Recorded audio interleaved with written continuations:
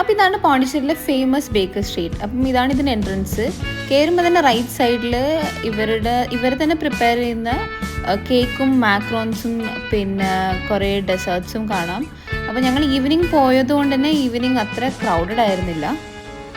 ഇതിനു മുന്നേ ഞാൻ മോർണിംഗ് ടൈം ഒരു പ്രാവശ്യം വന്നിട്ടുണ്ടായിരുന്നു. അത്യാവശ്യം നല്ല ക്രൗഡഡ് ആയിരുന്നു ആ സമയത്ത്. അപ്പം ഇതൊക്കെയാണ് ഇവിടുത്തെ അവൈലബിൾ ആയിട്ടുള്ള ഫുഡ് ഐറ്റംസ്.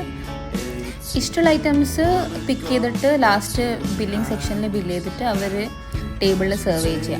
അപ്പോൾ ഇതൊക്കെയാണ് ഞങ്ങൾ ട്രൈ ചെയ്ത ഐറ്റംസ്. ഞങ്ങൾ കുറച്ച് ഡെസേർട്ട്സും പിന്നെ കുറച്ച് സാൻഡ്വിച്ച് ആൻഡ് ബർഗേഴ്സ് എല്ലാം ട്രൈ ചെയ്തത്.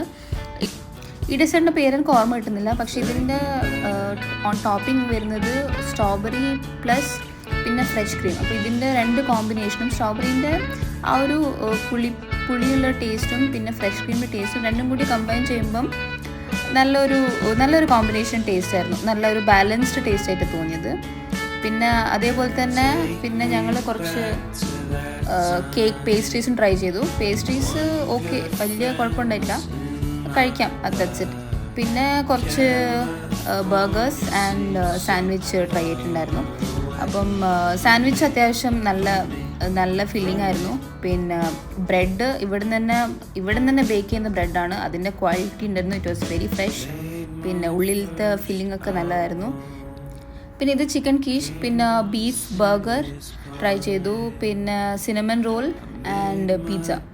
ഓവറോൾ എല്ലാവർക്കും നന്നായിട്ട് ഇഷ്ടപ്പെട്ടു. എന്തായാലും പോണ്ടിച്ചേരി വന്നു കഴിഞ്ഞാൽ എന്തായാലും ട്രൈ ചെയ്യേണ്ട ഒരു സ്പോട്ട് തന്നെയാണ് ഇത്.